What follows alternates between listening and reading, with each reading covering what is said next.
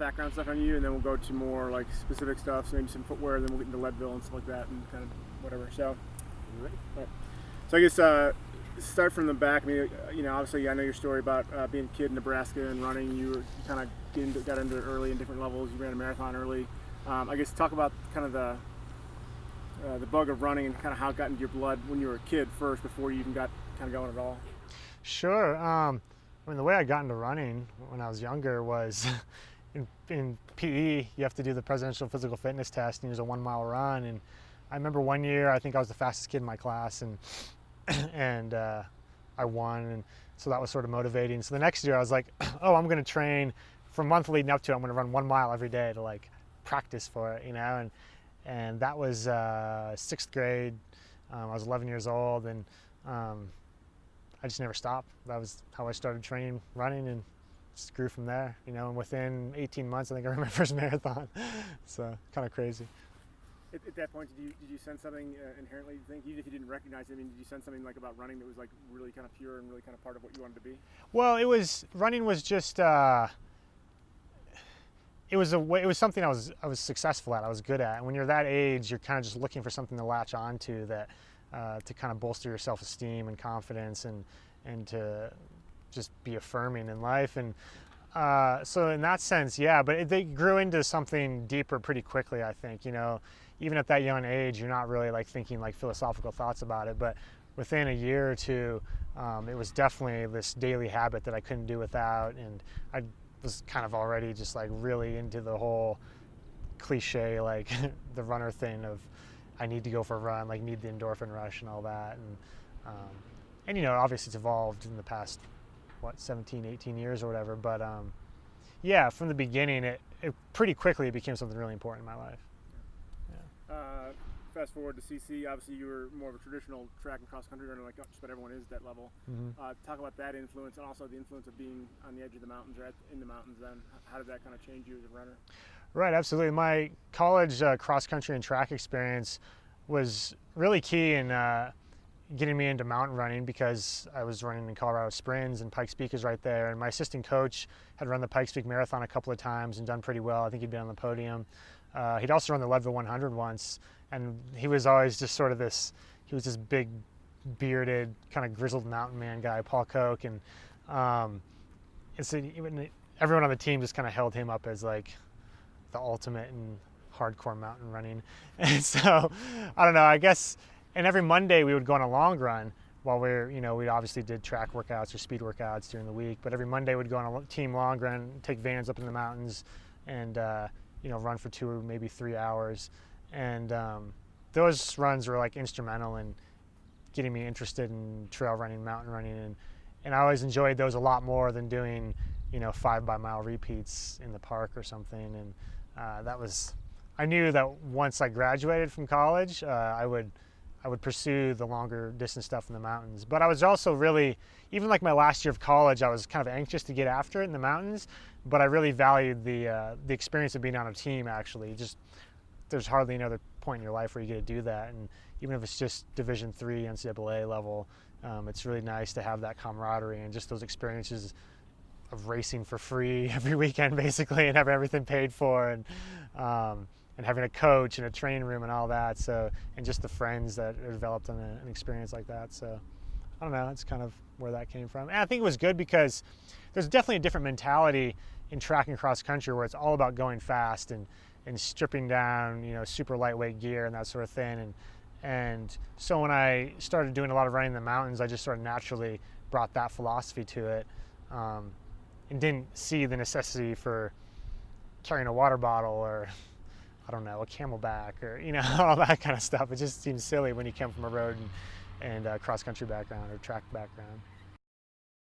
Really doing your own mountain running, your longer running, and Mm-hmm. I guess talk about that and kind of how you kind of came into your own, or started to come into your own relative to obviously the line where it's drawn to now. We do this full time, but Yeah. talk about some of those first runs and kind of how you discovered things.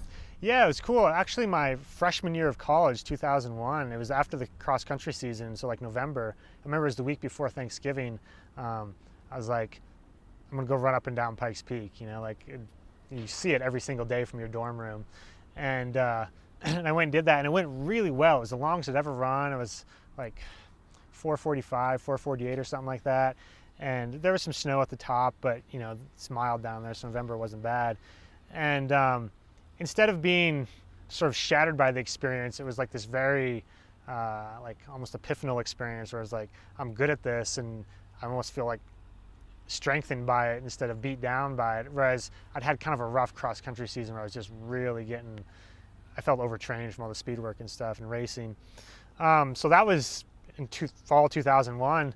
But then later on, like kind of my last year, I can't remember, it was 04, 05, something like that. I was having a similar experience during the track season where all the speed workers really just seemed to be beating me down.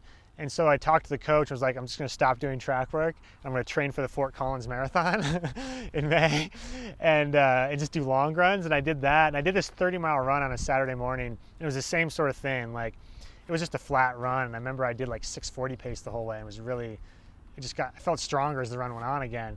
And but then just like a week later, I PR'd in both the 800 and the 1500. And I was like, oh, this is just silly that like I've stopped doing speed work and I've just started doing long runs, you know, every other day or something. And I'm getting faster at the short distance stuff. So I don't know. I just sort of had these experiences where doing long runs and in the mountains were just seemed a lot better fit for me physiologically and mentally, emotionally. So it was just a very obvious progression that upon graduation I would start doing some long distance mountain racing. So yeah. Kind of realized that, wow, you're drawn to that, you had to do that. Yeah, so this was the summer of 2006. I just graduated from CC, finished my 5th year, and I was going to be working at CC the next year as a writing tutor. So I was kind of off for the summer, didn't really have a job or anything. And I was like, all right, yeah, I'm going to spend this summer trying to get into the mountain racing scene. So I did the Leadville Marathon, and that went quite well. I won it. I was just a couple minutes off of Paul DeWitt's course record at the time. And the year before, Matt Carpenter had run 15:42 or 43 at Leadville. And so it kind of gotten back on my radar as being this just like crazy race because, you know, he had this paradigm shifting run there. And but I knew that DeWitt had run 17:16. I was like, well, if I can come within a couple minutes of his time at the marathon, like maybe it's possible I can, you know, run about the same in the 100, which is totally illogical thinking. I mean, I was totally naive. But I'd been planning on running the Pikes Peak Marathon that August, but I wasn't really living anyplace. My email address was getting changed because I was going from a student to faculty or, you know, staff. And I didn't have a cell phone yet. So it was hard for the marathon committee to get a hold of me to tell me that I was getting comped in the race. So I just assumed I hadn't been accepted in the marathon. So the running store owner down there at the Colorado Running Company, John O'Neill, was like, well, you should just run Leadville. You're running 200 miles a week. You're never going to be more fit for it. You know, I was like, okay, I suppose. But I just couldn't like fathom running that far. You know, it just seemed impossible still. So I went up to the course, and Leadville's an out and back, and I did the first 50 miles with some friends. They shuttled the car around for me, and I remember I got to Winfield, and I'd hit course record splits the whole way, you know, Matt's course record splits, which was really confidence boosting, but I got to Winfield, and it was like, there's no way I could turn around and run back to Leadville right now, but because it was the longest I'd ever run, so mentally it seems impossible and daunting. But that was 3 weeks before the race, so I was like, the next Monday I sent in my $200 check or whatever for the race, and gave it a shot, and it went well. So kind of ever since then, I've just been stuck in this ultra distance mountain racing mode. I don't know. So yeah. Obviously 100-mile distance worked for you, and something 50 miles, 50K, all these different, you know, distances, but not so in just distance. Obviously the physical distance is one thing, but the whole mental aspect of going 100 miles. Talk about the 100-mile distance and kind of things you go through in the course of a race like that. Yeah, 100-mile racing is basically a completely different sport even than any other ultra marathons and 50 milers or 50Ks. You know, someone can be really successful at 50 miles and be horrible at racing 100 miles, and that just has to do, I think, with all the variables that come into being out there for that long. The second half is really so mental. It's just being stubborn and it sounds cliche, but just really being tough, you know, and gutting it out and deciding that this is important to you for whatever reason and that you're going to suffer for a long time as a result. And being sort of mentally prepared to be uncomfortable for that long and to deal with problems when they come up. And so when you're doing it for the first time, a lot of that is sort of negated because you just don't know about any of it. So you just kind of bumble your way through, and as long as you, I don't know, have some like keep a positive mental attitude, it's going to go okay, I think.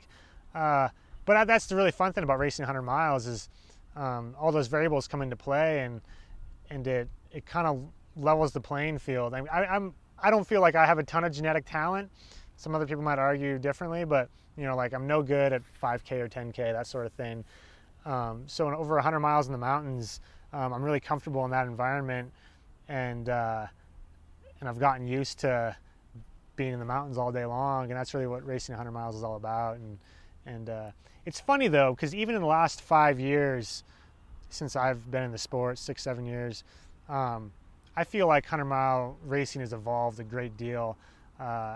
Like my first year at Leadville, I won by almost a couple hours, and I was really just like stumping along the last 30-40 miles, not just in survival mode, And now in a race like Leadville or Western States, or even as we saw this year at Hard Rock, you really have to race the whole way. Like people are pushing all the way to the finish, and you're running hard those last 20 miles, and it's really it's an intense racing experience all day. So it's really kind of an exciting time to be in the sport. Yeah, I mean, you mentioned Matt's fast racing entity up front. I mean, there's so many fast runners. It has to do with probably also the internationals coming over and mixing it up, and it's no longer like, oh, these guys from California and these guys from Colorado, but it's now like, wow, there's an elite there's set of Spanish and French and Italians. Yeah, totally. It's awesome. And I think Matt's run for me personally had a huge influence. It just kind of got me reinterested in the 100-mile distance again. I was like, wow, like this guy's went out and crushed it. And I remember when he shuffled home in 2004, and I was kind of like, oh well, maybe he just Matt got a little humbled there. But then when he was going back again in 2005, I don't even remember why I thought this, but I just was like, yeah, I bet he can break 16 hours there. Like it's Matt Carpenter, and then he went out and did it. It was really weird how I was like beforehand I was just kind of assumed that's about the time he would run. But that day, for me personally, it was like, well, 17 hours should be no big deal there then. If Matt can run 15:40 or whatever, like I should be trying to break 17, which I was trying to do that day and missed it by a couple minutes. But yeah, and then since then, it's just everyone has gotten, someone like Hal, he's been in the game for so long, and he's really, like he's stepped up his game to like go along with the sport, whereas, he was there running Leadville when you could be podium running 18-something hours, second place even, but now he's running Hard Rock in 24 hours. Like, even though he's older, like he's totally decided, obviously, that he's still going to remain competitive, and that's just awesome. And so guys like that are really inspiring for me. And then there's just so many newcomers each year that every time you broaden the base of the pyramid, like the point's going to get higher, and so it's cool. This course are actually getting broken all the time. I thought Matt's effort was really insane. It totally just like changed the sport, really. I mean, obviously there were other inspiring 100-mile runs before then. I mean, because that happened in 05, and the year before Scott had broken the course record at Western States. Just took a couple minutes off. But yeah, I mean, Matt's run was, and there historically, and even now, there hasn't been a ton of competition at Leadville. But I mean, anytime you're taking a minute per mile off a record at a major race like that, it's pretty awesome. So yeah, his record there continues to be inspiring for me. I mean, it's a big reason why I'll probably be going back this year, or I am going back this year. I'm hoping just to like try to focus on finishing and winning, but I know the course record will be in the back of my mind for sure. Yeah. And that's that. I mean, talking about finishing, obviously, was it 2 years ago, or was it 2010? Well, I've dropped out twice, 2009 and 2010. Right. Talking about that, I mean, obviously, as good as you were the years before that, obviously, there's no telling what happens, obviously, in a race, and things can happen, right? It's a 100-mile race, so. Yeah, it just goes back to 100-mile races being unpredictable and full of so many variables. And I went in with the wrong attitude in 2009, sort of, I don't want to say arrogant, but focused on the wrong thing, trying to run really fast. And it is still 100 miles, and it's still a really long day.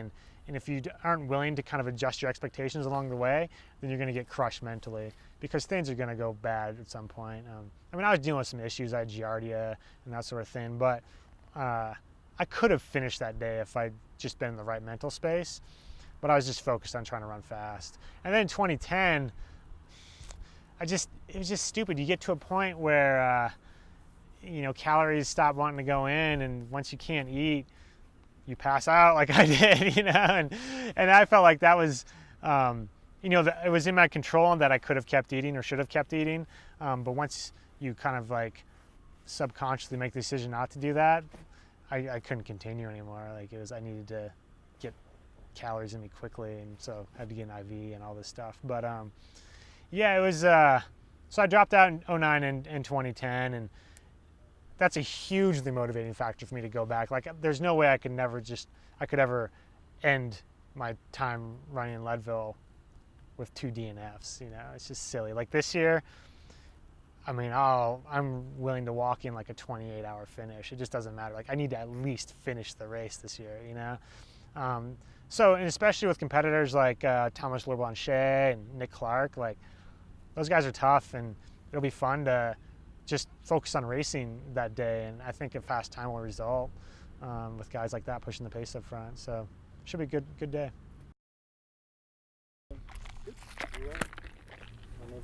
Cool. Thanks for the water. Let's talk about training. Obviously, you've been known to hammer out big miles in a lot of, like long runs, sometimes barefoot, all those different stuff. Talk about training, kind of how it was when you first got into mountain running, kind of how it's evolved, and any other pros and cons you've learned along the way. Sure. Yeah, my training philosophy has definitely changed in the last 5 to 7 years. That I've been doing mountain running. Before, when I first got into the sport, it was all just about mileage, like racking up as many miles as possible. Like 200 miles a week was kind of my, if I could hit that, then I was good, and if I could do that for 4 or 5 weeks in a row, I was ready to race 100 miles, which is just, I think about that now and it's silly. So the biggest shift has been in the last year and a half, really. I broke my leg last summer, 2011, and coming back from that, I started doing a lot of hiking, just because it's less impact than running on the broken leg, and that totally shifted my perspective on running in the mountains, I guess, or just moving fast in the mountains. And as a result, over the past year, I've really gotten into a lot more tracking, more just time on feet and vertical, and going after really steep terrain, and just racking up as much vertical feet as possible and tagging as many summits as possible. And that's kind of been the focus of my training for the past year. And it's funny because right now, summer 2012, I feel like I'm in the best shape of my life, and I'm PRing on all kinds of hill climbs and stuff by big chunks, and I'm really excited to race again. But it's definitely become much less about, I need to be able to run every step of a climb or something, and just like, I'm going to get to the top the fastest way possible. And if that means taking a more direct line and hiking up, a 45-degree slope, or scrambling like some 4th class ridge or something, then that's what I'm going to do. And it's become more about not limiting yourself to the man-made trail that switchbacks up the side of the mountain. Instead, looking at what the mountain offers you in terms of aesthetic lines to ascend it and descend it, and following those, regardless of what the map or some trail planner has decided is the best way to go up and down the mountain. There might be some environmental considerations that are not so PC that go along with that, but I don't know. In the summertime, I tend to stick to the trails more because tundra's pretty fragile, but in the winter when stuff's more frozen, I'm definitely taking direct lines a lot of the time. And yeah, so I don't know, I guess I've brought in more of or evolved into more of almost a mountaineer's perspective of moving fast in the mountains. And I don't know, we'll see how that translates in Leadville in a few weeks, which is quite a flat race actually. But yeah, it's totally flat and fast. Yeah, your mountain approach? I've absolutely been influenced by the whole European mountain racing scene. Since 2010, Solomon's made a big effort to kind of globalize the sport, really, and with winning a lot of high-profile races and really supporting the entire sport through sponsorships and race sponsorships and that sort of thing. And so that's brought a lot of attention to North America about the global scene, which is, really steep, gnarly trails, technical, up and down, and lots of vertical, and again, more of a mountaineer's perspective, because for them the sport, the birthplace is kind of Chamonix, which is where mountaineering is born, and that's where UTMB is and all this. And yeah, and it's just, and it goes back to why I do all this stuff anyhow. I mean, when I was growing up in Nebraska, running became the way that I experienced the landscape there, and I brought that then to Colorado. Is just how I connected with the natural world and the land, and that's always the number one kind of priority for me, and even much more so than racing, is getting out and enjoying the mountains and the landscapes. And so this approach of not limiting yourself to just running over the landscape, but instead incorporating scrambling, hiking, climbing, that sort of thing, just makes a lot more sense, I think. It seems like it's about that. It's about connecting with the land and the environment. It's just, not being frustrated by the landscape, but instead accepting it and kind of adapting your technique to whatever it offers, and still having the priority of getting to the top as fast as you can, but doing that with whatever means is necessary. Right. Like long as you can run to the keyhole after you hop over the boulder field, then you get that backside, and you're like, oh, scramble, It's like, right, exactly. Or you can just skip the keyhole directly and go up Keeners or go up the north face of the cables. It's awesome. Yeah, Longs is a great peak. Talk about Green Mountain. Obviously, you're here in Boulder, and you people kind of are amazed that you do Green Mountain so often. But let's talk about that. It seems like it's less of an obsession and more of kind of a test piece that you're always challenging yourself on. And the known quantity is probably a good thing. Yet you're obviously able to go out there, and every day is different, and kind of make a different training day out of it. Yeah. Well, going back to kind of the connection to the land, green is when I'm in Boulder, I'm usually living in the downtown area, and it's the closest big peak. It's the first one, and it offers 2,500 feet of vert or something like that. And so it's the obvious one to go up first thing in the morning, but the mountain itself has a lot of variability to it. There's a lot of different routes. You can kind of take a more gradual approach. There's some really steep stuff, more off trail. There's scrambling on the flat irons themselves. And there's not a lot of places that offer that kind of variety, I don't think. So for me, I never get bored with it. And I really like getting to know a place, really well. And it's easy to do that if you focus on one small chunk of it, and really get to understand every rock and root on the mountain. So I guess that's what it is for me. It's not, I don't have any sort of agenda there. It's just the way it works out, and I want to be going uphill. I want to have a summit view, and green's the most obvious choice. Are now and kind of all the range in between. Yeah, so I started, in terms of footwear, about the same time that I started getting into the mountain stuff is when I started experimenting with more minimalist footwear. I transitioned down from, I used to wear fiberglass orthotics and a motion control shoe, and I transitioned down to road racing flats and for all my running. But that worked for a long time, especially when I was just sticking to trails. But recently, over the last couple of years, as I've taken what I think was more of a true mountain perspective to the sport, I've realized the need for a little more protection in the forefoot, a rock plate, just on gnarly technical stuff, and also a pretty heavily lugged outsole for, off-trail stuff, tundra, loose, wet ground, that kind of thing. And so now, whereas before I probably would have been upset if a shoe weighed more than 7 or 8 ounces, I don't care if it's 9 or 10 ounces as long as it has the kind of the functional aspects to it that I want in a shoe, which is basically just offer me protection and traction. I mean, that's what footwear is for. I don't want anything more than that, but I need those things in a shoe for sure. But that's in order to move quickly over technical terrain, you need to have kind of that very in-tune footwear in order to do that, and because you need to be in touch with the landscape that you're moving over. So it's not going to work if you're in a pair of with big whack of midsole foam and no proprioception. So I mean, I still have that same, I don't know, ideology about footwear being just enough and no more, but due to the kind of terrain that I'm doing now, it needs to be a little more than what I was doing in the past, which was a lot of super minimal stuff. Yeah. But the good thing about all that is the industry learned a lot about how to make lighter shoes, how to make better shoes. Absolutely. I think you're seeing those learnings now coming back into like the 1010 that's coming out and things like that. I mean, I think it was good that we all went to that point, industry and consumer wise, and now it's pulled back to a more sensible, kind of better place. Yeah, and I think the industry has applied sort of the basic concepts of, lowering that heel drop and then overall stack height of the shoe being a little closer to the ground to the whole spectrum of shoes, because there's really no reason to have like a huge, like a 12 mil heel drop in a shoe, if the body's like ready to adapt to that, to something lower. But yeah, I mean I did the whole super minimal thing for a long time, and I think there's a lot of value in it for strengthening purposes. Like last night I was up in Leadville and I was doing, I did like 15-20 minutes of barefoot running at the end of my run, just because I think it's really important to stay in touch with that natural running motion and keeping your lower legs and feet strong.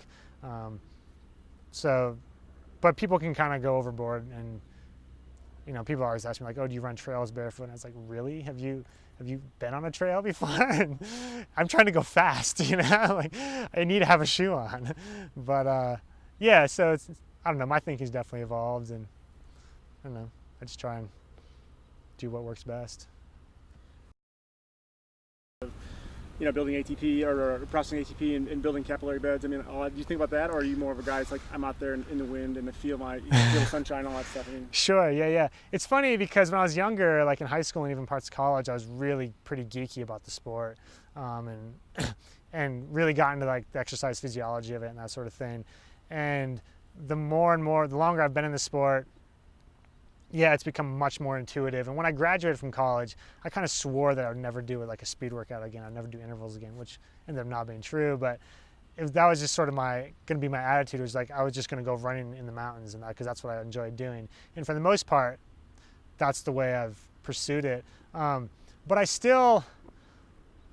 I'm a scientist too, and in a very literal respect, and I still can't deny that part of myself. So I'll keep like a spreadsheet with training volume and vertical and that kind of stuff. But for the most part, my goal on any day is just to get to the top of a mountain. Sometimes it's a lot of mountains in one day, and other times it's just a real like stroll to the summit because I'm pretty tired, But yeah, so I try to keep it pretty intuitive, but there is a quantitative aspect to it as well still for me. Well, yeah, so I was injured for about a year and a half, and it's crazy like how, I don't know, much more appreciative I've been of just the simple act of running in the mountains the last 2 months this summer, after not having it for so long. And that's the compelling thing about running, especially in a natural landscape, is there's this flow state you try to achieve, or that happens sort of unconsciously, and I think that's what keeps bringing people back to it a lot of the time. Is when that happens, it's pretty magical, and it's a lot of fun. and basically the definition of flow is it's all about everything coming together at one, and you kind of realizing that and your place in it, and just kind of happens. Yeah, and running on trails is awesome for that, because if you're running a technical trail, you have to be paying attention to that, and you can't be distracted by anything else.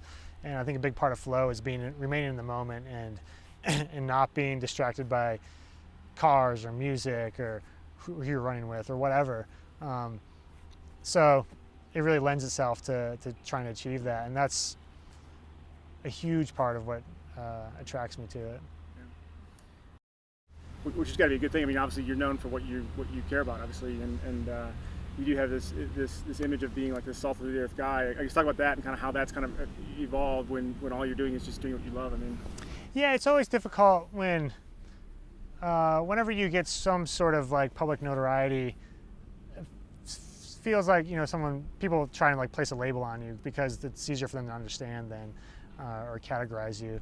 When I don't know, that never ends up fully encompassing who you are then, because no one's just a cliche, and I hope that I'm not just a cliche. But yeah, I've always just tried to be authentic and be true to my passions, and and luckily for me, like it's resonated with enough people to where it's worked out as something I can pursue full time, and that's really, it's satisfying, especially when you run into lots of people and they tell you that they've been inspired to like do their first ultra or something, or get into trail running or mountain running as a result of what you're doing, and that's really nice because I spend a lot of time in the mountains by myself doing what feels like a really selfish, I don't know, indulgent activity because it's a lot of fun, and so it's nice to like see that you have an impact on other people. But yeah, through all of that, I just try to not get too influenced by anything that doesn't feel right or true to myself, and hopefully I can remain that way. I don't know. As a race, maybe take us through it from starting from like the notion that it's this rugged old town, kind of broken down town, full of broken down but really tough people, and obviously it's still there. It's trying to pick itself up, and then I guess maybe get into the race from there. Okay, like my experience in the race, or? Yeah, I mean, I guess maybe the course first. So talk about maybe the town and then the course. Okay, yeah, I mean, Leadville, Colorado is this interesting place.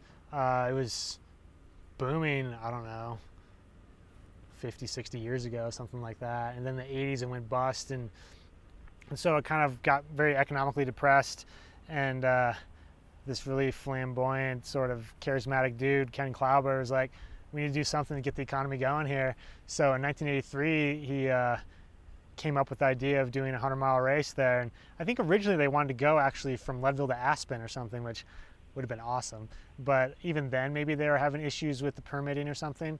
So it ended up just being out and back to this old mining town, Winfield, 50 miles out, 50 miles back. And it's funny, back in the 80s, there was a little different, like 100-mile racing was still so new because Leadville was the second one. Western States was in '74. That they didn't really care if, I don't know, 15 miles of it was on road or something, like it's just like we're running 100 miles, like the easier the better or something, rather than like looking for the aesthetic line through the mountains, that kind of thing. So the course itself isn't as, I don't know, daunting or gnarly as something like, for say, Hard Rock or something like that. But it's cool because it's such a classic race and it's been around for so long. You do go over Hope Pass twice, which is a legit mountain pass, 12,600 feet. And it is, the whole thing is above 10,000 feet. You drop Twin Lakes, you just duck under for a few minutes basically. But so it's still a really big challenge, especially because of the altitude. But yeah, in terms of the race course, I'm happy to see it stay the way it is because it's been around for so long, and you can kind of test yourself against standards that go back almost 30 years now. And talk about your training this summer. You mentioned obviously getting back into it this summer, but talk about how you're training for Leadville. I know you were talking about Hard Rock before, but obviously now you're focused on Leadville. Yeah. And let's talk about that. Yeah, I'm not doing anything too specific for Leadville itself. I mean, this summer I've really just been focusing on being in the high mountains as much as possible. The last time I did the race in 2010, I was living in Boulder that summer, and I didn't go into the race acclimated enough for sure, and I think that's why I kind of lost my stomach the second half and ended up dropping eventually. So this year I'm going to be extremely acclimated, which I think will help a lot in terms of maintaining a fast pace on the flat stuff, and also just being able to eat a lot of calories all day long, which is key in a 100-mile race. But beyond that, last night I did kind of my first flat run, in months, and that was very much with the idea of, well, I am going to be racing Leadville in a couple months, or a month, and it's good to have the legs used to just, doing like 7-8 minute miles in the flat instead of 18-minute miles up the side of a cliff face or something, which is what I've been doing a lot more of lately. But I don't. This goes back to kind of the intuitive, like less scientific side of me. I don't do anything specific for the race. Someone like Nick Clark, he's probably doing some speed work to get ready for Leadville, and I don't enjoy winning enough in order to do that, I guess. I'd much rather go run up a 14er any morning than do mile repeats, on the track or in the park or something. So we'll see how it shakes out, but I'm pretty confident. Or Western, I mean, obviously it's hard to get into, but talk about the notion of racing requires obviously a lot of good athletes in the same place. Right. I think the internationalization of sport is a wonderful thing. I mean, anytime you can like bring cultures and communities together and learn from each other, there's nothing better than that. In terms of there needing to be one big race where everyone gets together, there's already, races have already started popping up where they've invited foreign athletes, whether it's like the Transvolcania 83K race where the organization there was inviting North American athletes over to Europe to race Europeans, or Western States has they hold spots for international athletes, or they've been letting in top international athletes the last few years, or UTMB, which lets in any top runner that wants to get in, basically. Everyone always talks about like a 100-mile championship. It already exists. It's Ultra Trail de Mont Blanc. There's never a deeper field anyplace else. I don't get that excited about we need to have the ultimate championship of some kind. It's just there's so many cool races out there right now that all the top guys meet a lot of the time. TNF 50-mile championships at the end of the year. There's this new steamboat race. I'm sure it'll be great, but more than just competition and prize money motivates me to race. I have to be inspired by the event and the course and that sort of thing. And I don't really feel that there, so we'll see how that develops. But all in all, I think I couldn't be more excited to be a part of the sport right now with just all the international opportunities there are. I'll be racing a 50-mile sky race in Spain at the end of September, and then sticking around and doing a Dagle de Fou on Reunion Island in October. And the support from the organization there is wonderful. They'd love to see more North Americans coming over. So yeah, it's exciting time to be trying to push the boundaries of what's possible in the sport. The last thing is, we talk about a lot of different things you do. The notion of trail running is a lot to different people. Obviously it could be running trails here, it could be running in the mountains, but the essence of trail running, or maybe just for you running, obviously is probably an unquantifiable thing. It's just kind of what you do. I guess talk about that in general. I guess people know trail running in Chicago or St. Louis or New York or here or in Bend is different things, but just talk about the notion of it and kind of what it means to you, I guess. Just trail running, yeah. I guess for me, trail running, I don't differentiate between trail running and running. Running is running, and it doesn't even really occur to me that going for a run on the roads is something I want to do. Recently, it's almost been like, if I'm not going to be reaching a summit during the run, I don't even want to go for a run. But that's not entirely true. I enjoy running as an act in and of itself too, just sort of the kinesiology of it, and I guess whatever happy chemicals it's releasing as a result of the physical activity. But for me, trail running, a big part of it is just integrating myself in a natural environment and feeling that connection with the place, and just sort of the overall sense of well-being and peace that brings, which starts sounding pretty new agey and spiritual, but that's the way it is for me, and that's by far the overriding motivating factor for me in it. Racing, there's definitely motivation there because I have an ego, but that's the main reason I race. That, and to the communal aspect of it. I spend a lot of time running alone in the mountains, and racing is a time to connect with this larger community of like-minded people, which is rewarding in its own way. But yeah, for me, it's the mountains are the reason I do it.